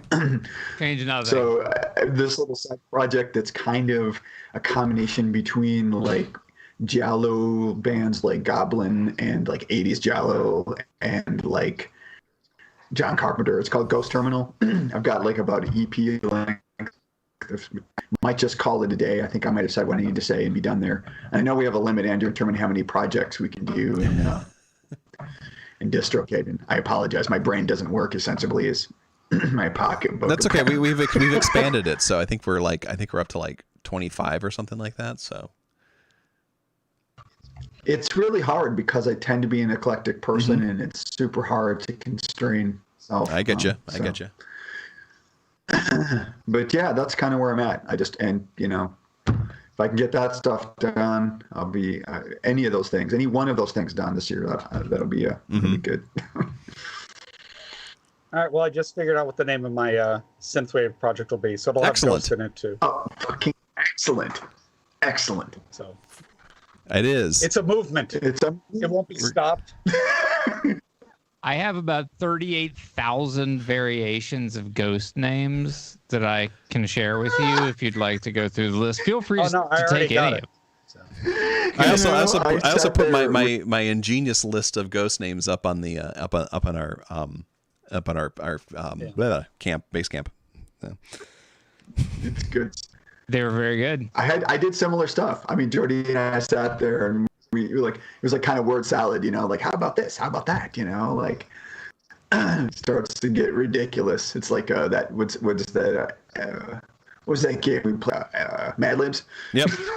Like, it kind of feels like that after a while. It's true. Well, what happened to me was I was making these jokes with my girlfriend, and I came up with a name for a fictional band we were going to do. It's like, oh, this is too good. Now we have to do it. And then I started coming up with the side project names. Still no songs. But like, I'll do all the other stuff, all the tangential stuff, not the actual important music part. So, and so this would be another variation off that. Names are weird because some people think they're secondary, and sometimes I think they're kind of primary. Mm-hmm. I realize as a teenager, I was in 3 punk bands that all had animal names in them, and this was not by design. So I was in a band called the Piranha Mice, I was in a band called the Stiff Kitties, and I was in a band called Chrome Pig, and yet and none of them just had anything to do with barnyard sex, did they? No. Stiff Kitties. I think we know what that's about. Well, where that came from was actually the Reanimator, because we were sitting around watching that famous scene where the cat. Yeah, so it's okay. We were just a bad Sex Pistols house band, so it's okay. Nice. Well, I'm looking forward to all those releases, Justin, and more. Yes. Thank you. What are your goals, Andrew? Well, I'm going to be starting a band that's going to be ghost themed. My current list of band names is Ectoplasmic Enema, Oops, All Ghosts, Spooky Ghosty and the Phantom Menaces, Things That Go Bumpin' Uglies in the Night, and Ghost Hunters Are Morons. Those are my potential band names, or I might just start a band with each of those names and just go from there. All right, and we're gonna do a band called Ghost Ted? Perfect. So yeah, so we're I'm gonna start I don't think I'm gonna start a ghost-based band. Although we should totally just do that and just say it's a new subgenre and call it like something like spirit electro or electro ghost, or I don't know. Someone that's better at that kind of thing can come up with a genre. Ghost House. It's like Witch House but spookier. Ghost House. Yeah, exactly. Etherwave. Etherwave. There you go. Wait, I have an Etherwave. I have the big briar Etherwave. Etherwave. Yeah. So yeah, all kidding aside, I'm probably gonna work on the Hermit project a little bit more. I might do that for RPM challenge. I might do the RPM challenge with just a MPC. Nice. I'm going to do that. I'm going to finally finish mixing and putting out the new Incrementum album. Yeah, you know, right? I'm sitting on that one for like 3 years. I don't know why. And I'm gonna be putting out Ghosttron. I'm gonna be putting out another couple albums by Justin. I'm hoping that with Justin I can work on Robot Apartments some more. And I'm really hoping that all of us, including Robin, can sit down and work on the Tangents House Band project. I called Zorak. Oh, sorry. I call Moltar. Yeah, so I'm hoping that maybe we can get moving on that and maybe playing around and seeing what we can do as far as a weird collaboration. Yeah. And so that's my musical. Oh, and to finish selling off my modular shit. I know I have been selling a pretty good amount of it so far. Like I've already sold like 4 modules out of there, so that's nice. Cool. So bye. See you later, Eurorack. And maybe as the chip shortages happen, maybe more people want to buy them. Nice.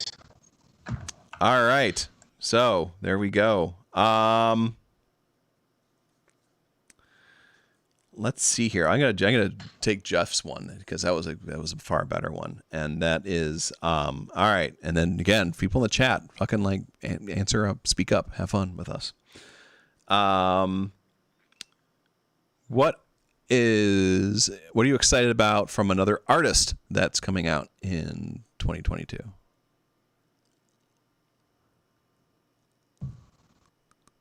Kristoff. Pass. Ooh. That's illegal. Is that legal? All right, that's fine. Do you want me to go first this time? I'll go first this time because I got two. There is new How Jobs coming out next year. Yes, that's exciting. That's even exciting. though their last album was kind of, in my opinion, but I do like Daniel Meyer a lot, so I'm hoping that the new How Job album will be good. And the second thing is there's rumor that Moderat's coming out with another album next year. Oh, nice. And Moderat is absolutely fucking amazing, so that would be awesome because I know they're going on tour next year. And they're playing in Chicago, Justin, just so you know. Oh, nice. Yes, so Everybody plays I know here, nobody plays in Cleveland. I have to go to Detroit to see them. But yeah, so those are the two things that I'm looking forward to as far as other artists are concerned that are coming out. So, Jeff, what about you? I am hoping, I don't know whether we'll get it, but I am hoping that we get a proper new Nine Inch Nails release. That would be really exciting to me. I think that's probably like the biggest thing that I'm hopeful for. The latest Aesop Rock and Blockhead album is probably, in my opinion, like, I don't know, it's one of the best hip hop albums that's been released in many, many years. And it just made me want to hear more stuff from the two of them, or just from Blockhead, he did a lot of the work with Aesop Rock on None Shall Pass. And he's done a lot of other things too, but he's just sort of like way out in left field for hip hop production. And so I'd like to hear some stuff from them too. I mean, Aesop just put out this album, or they put out this album just a couple months ago. But I think that's really it for me. This was a pretty good year for a lot of music that I'm into. I mean, like Gary Newman came out with a good album. And there's been a whole bunch of others that like this would actually be like a really hard year for me to do like a best of list on, because there's been just a lot of good music. So I agree. But not from Nine Inch Nails. Well, you know. You got one from Gary Newman, and sometimes Gary Newman will Nine Inch Nails better than Nine Inch Nails does. Yeah. Better than Nine Inch Nails. Yeah. The last two albums that Trent put out, which were, I don't know, it was like Trent's like, hey guys, I've been fucking around on my synthesizers a lot for like, I don't know, it was at the sort of like a couple months into the pandemic. And it basically just sounded like I just recorded a bunch of stuff. Like I went on some patches that I made, and then I called it an album. Here you go. Yeah, it was Trent Reznor played with his modular. It's like the last Martin Gore album, which was just like, here's my modular. It did feel like you went over to his house and he was like, "Hey, come over. I got something to show you." And my mom made cookies. And there's cookies, but you should come over and have a cookie. But then, okay, well, hold on. The cookies are downstairs, but you got to see this modular synthesizer. Look what I can do. And then 4 hours later, you're just like, I don't actually need that cookie after all. Thanks. Toto Robbins looking forward to Bonobo's new album in January and seeing him live in February if it doesn't cancel. I hope they do not. I'm looking forward to hearing that album. I do not know Bonobo, so I'm looking forward to it. Kristoff, do you have anything to say yet? All right, yeah. So that in February, the Number 8 should release their new EP. I'm very excited for that. her release was my favorite original album of 2020. And it's been a long time, but she sent me a track that she was working on months ago, but I'm not allowed to play it for anybody. That was just as good as her last album. So I'm very excited about that. Skinny Puppy, in theory, is going to do a show this summer.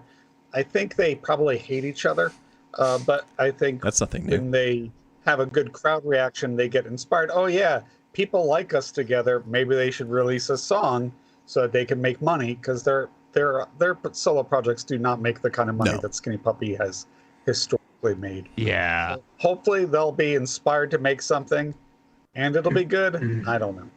And then I guess there's a new genre called industrial bass. There's an artist I like, Morris Black. I think he's an up and comer. He's just like you were talking about all these ghost bands. So there's a lot of bands that imitate him. Like there's Hybrid Black and other Black. Yeah, but he's brilliant. I think he'll have lots of good releases this year. So that's exciting for me. Awesome. Yeah. Do you think Skinny Puppy hates each other more than they like money? Yeah. Most of the time, yeah. I think that's why they don't release. So I will say, here's the thing. As much as they need money, they do not care. I think they absolutely put artistic integrity ahead of money, especially Ogre.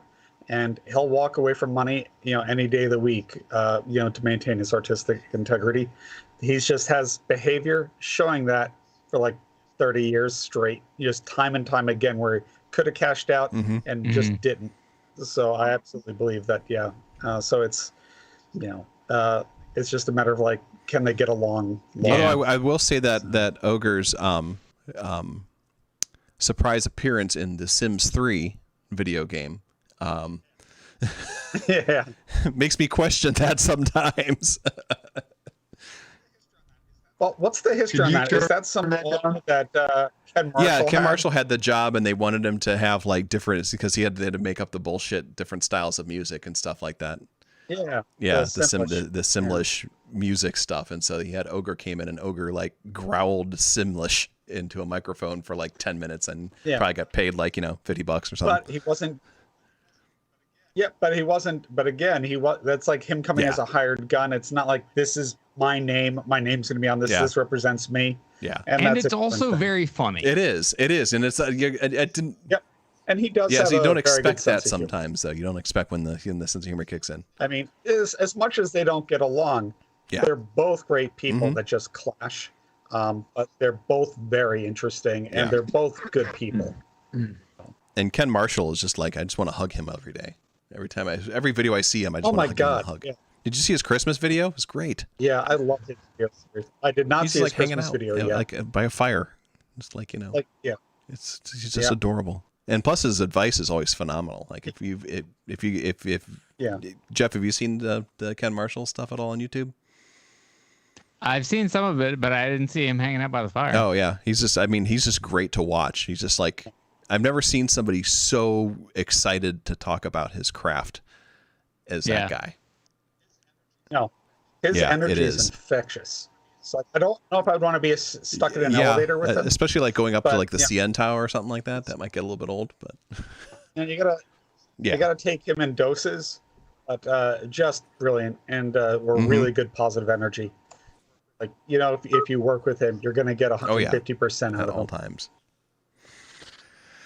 Yeah. All right, Justin, what are you looking forward to next year, music-wise, from other people? So this is a tough one. I tend to be kind of in my own head, and I don't always have my finger on the pulse, but I've kind of become addicted to this other sort of micro label called Crowd Chamber. And they do like super dark and ambient sort of like, I don't know how to describe it. A lot of reverb, lots of cool stuff. I look forward to, I've just noticed in the last year, things, they've just gotten better and better. I think I don't know much about the people involved. This guy, Simon Heath, owns it. I don't know. He's at least one of the bands, but he brings in lots of other bands that are, I guess, ostensibly on the label. But the visualizations he does Crowd Chamber is really good. Stuff. So I look forward to more of that. I can get back to Germany next year. I'm hoping some of my favorite darkwave bands like Hanta and Minuet Machine, I hope they release more stuff, and I hope to be able to actually see them in Leipzig next summer with any luck. I'm not counting on it. Max Headroom out there.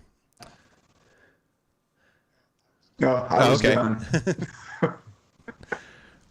Well, cool. Yeah, the cryo chamber stuff is really good.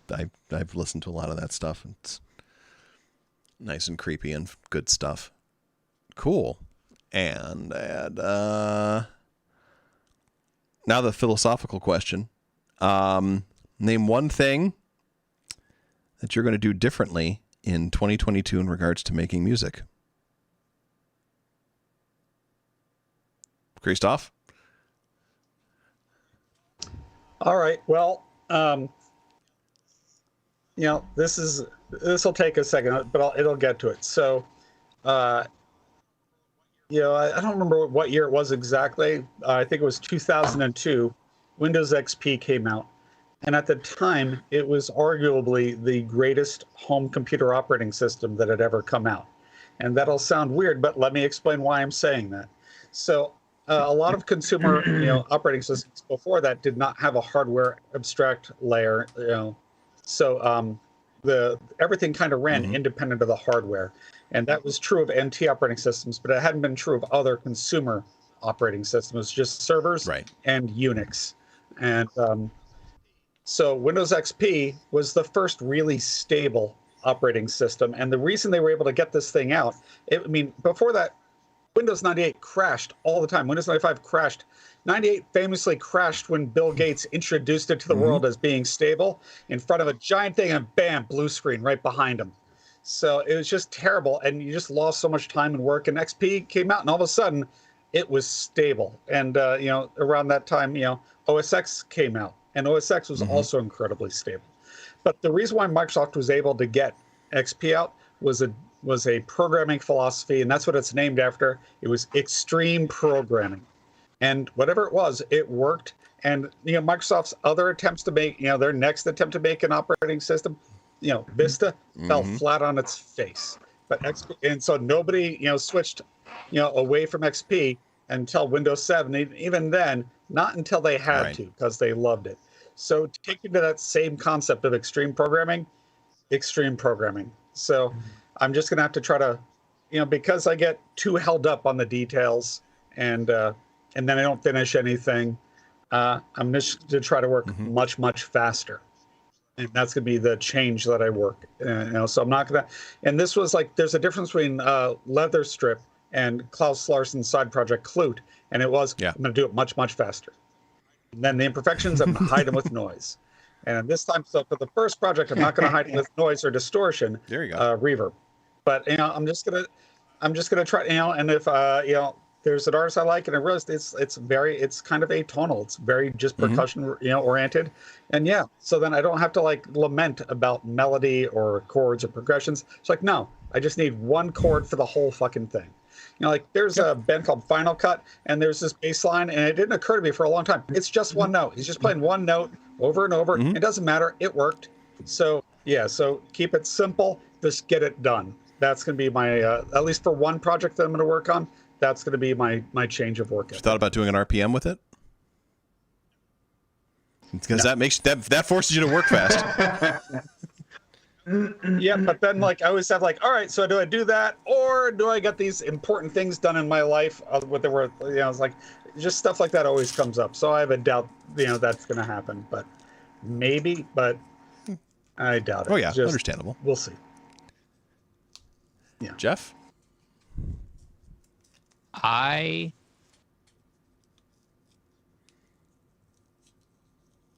thought about this a lot. I don't know. I think I am going to. I think I'm going to commit to selling all of the gear that I don't use, because I have a lot of very weird guilt tied up with things sitting around that aren't in use, and that's not good. So I think I'm going to try to do that. and I'm very, very pleased with the instruments and the setup that I have. So I don't feel like any sort of need to acquire like anything. The only thing that I would like to get the full, all of the Fab Filter stuff, and I would like a new microphone. But that's I'm talking about like little fidgety stuff. So I just want to double down and get really good at the stuff that I've got. And I think I'm going to do the opposite of what Kristoff is describing, because I don't know. I think details matter, but I also think that it's too easy to get lost in them. And so when I feel myself getting lost in the details, I go into the garbage can with you and I just move through it. And so I am going to try to, I think I'm going to try to embrace digging into the details a little bit and just kind of digging in with the stuff that's here. That's it. Well, it definitely makes sense for you to do that, Jeff, because you have such a grasp of like music theory. You could just jam out and it sounds like it was planned. And I can't do that. Well, thank you. I just don't have background. So, that's why I have to work in this way to work around my limitations, whereas you don't have that limitation, so you don't have to do the same workaround. I don't know what that is. The chord bot is pretty handy. Yeah, so I think I'm going to try to sweat the details. I'm going to try to dig in a little bit more on the stuff that I have. And then one of the things that I guess like materially differently that I want to do is I want to try to do some more clever stuff with sampling, even if it's sampling stuff that exists out in the world, but also using samplers to sample my own playing and then doing things with that. So I think they're I think I have one of the SP404 Mark IIs on pre-order. I'm not sure if I'm going to go through with that pre-order or not, but I ordered it months ago. But I think I'd like to utilize the sampling stuff that I've got and try to do some clever stuff with that too. I think there's some cool room in some of the music that I'm hoping to make for that. Awesome. You both have really good strategies so far. I like those. Robin says that your big change for 2022 is write my music notes in a physical journal and not on Post-it notes. That's a good idea. That's a super good idea. And Robin, if you're interested, I'm happy to share. Like, it wouldn't work for everybody, but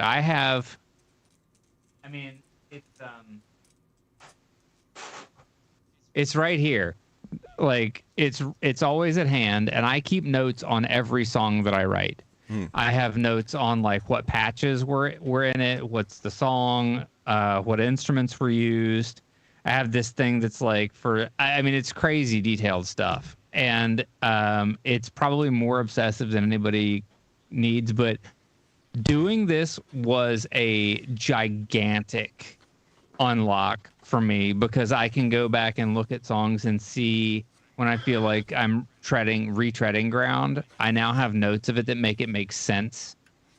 Or when I have an idea that feels like really unique, I have notes that make sense. And when things blow up and I can't re-access some sort of a sound or something for some reason, or I've lost a sample, like I have notes for going back to get it. It was a massive breakthrough for me to start doing that. So I strongly encourage everybody to keep a just ultra detailed notebook. And I built everything in like these sheets that I fill out in Excel and just print them off.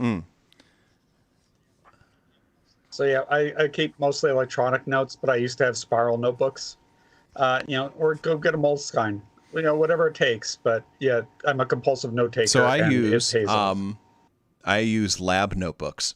It's a company called Vela, Vela, makes these beautiful, lovely, plain black book kind of things, and they open flat and everything like that, and they're huge, and they give you lots of space to write all your ridiculous ideas down, or whatever you call the musical notation that I come up with that pulls out of my ass and everything like that, so I can figure this kind of stuff out.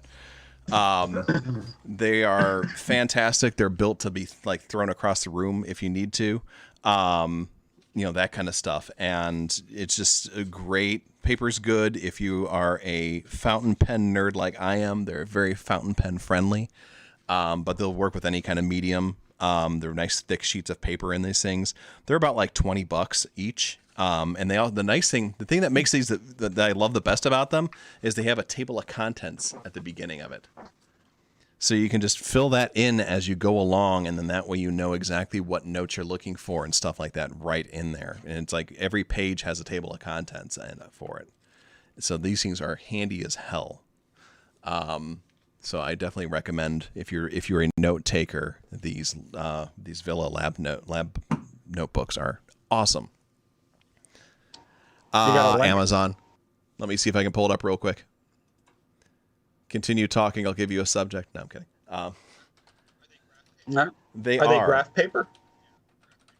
Yeah, because that way, because I'll draw things out, like if I'm redesigning, relaying out the studio, or trying to figure out like connections between gear and stuff like that. Yep.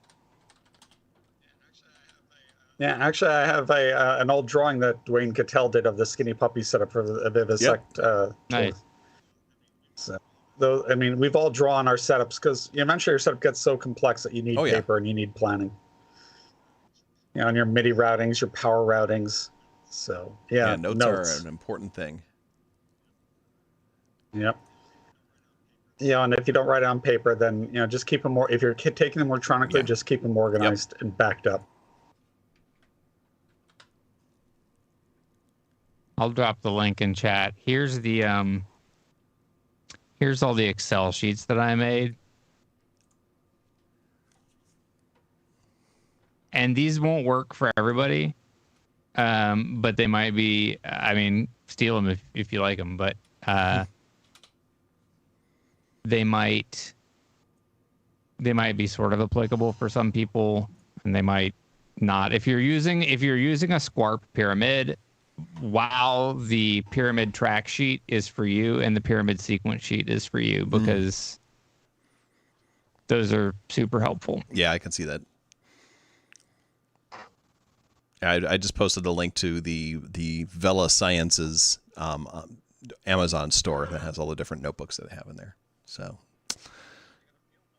yes, they do. They have different sizes, different styles, like spiral bound or hard, just like soft cover, all that kind of stuff. So they're great. They're great notebooks. They're great. I mean, I use them for all kinds of stuff. They're basically my notebook of choice for taking notes on anything. Are those Vela notebooks? So yeah. So my new thing that I'm going to do differently in 2022 in regards to making music is, I don't know. I have this idea that I want to start doing once the weather gets a little bit better, and that is I want to go on small road trips and go to different places with my Deluge and just feel inspired by going to those places and putting together music based on wherever I am. Because cool. The Deluge lends itself well to so much portability and stuff like that, and just come up with the stuff, whether I record it and put it up on the YouTube channel, or if I record it and make it into music. What I'd really love is everyone else that has a Deluge to do this too, and we can put out a travelogue of Deluge music. I think that would be kind of a cool compilation. And name the tracks after wherever you're at when you decide to do that kind of thing. I don't know. That should be kind of a fun thing to do. I took my Deluge up to the beach a few times this past summer, and it was just kind of cool, just sitting there in a beach chair and writing music with the I did that for the Synthstrom YouTube channel, where I opened up the microphone into an amplifier and had that going while my girlfriend was reading poetry and stuff like that, while the ocean's crashing in the background and stuff like that. And it's a kind of a fun thing to do. And I think that the Deluge is good for that kind of stuff, where you can like record and pull in those ideas and just come up with wherever you're at. So I like the idea of having a portable music maker and actually using it in a way that is mobile but still inspiring to me. So that's one of the things I'm going to do differently this year. That's a good one. I like it. And more drugs. No, I'm kidding. He's gonna bust out that Lipitor, yo. He's dropping beats like he's dropping his Right? bad cholesterol. Woo! Justin, what about you? Yeah, so one thing I like to say about the note taking is I totally agree. I spent many years with a small rig, EPS 16 plus, a Roland R8, 1 or 2 modules, some effects modules, in order to keep that shit together. Yeah. So I'm totally with you on that. I also love graph paper. I used a shit ton of that. Uh-oh. He's frozen. I 20 know, minutes right? into the future. Hello, Justin. Oh, he's frozen big time. I wonder if his battery died. He's still broadcasting. No, he's from an using a iPad? computer now. Okay. You said that. I thought you meant the battery, the power shuts. I know. I know. That's my thought too. Shutting down.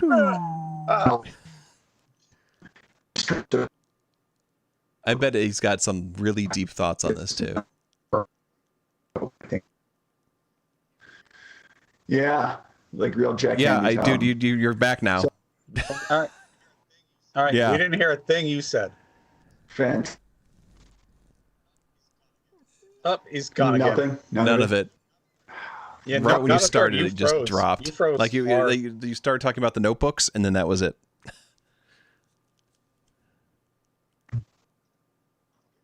Oh, fuck it. Let me see these notebooks. They're fucking great. Buy one.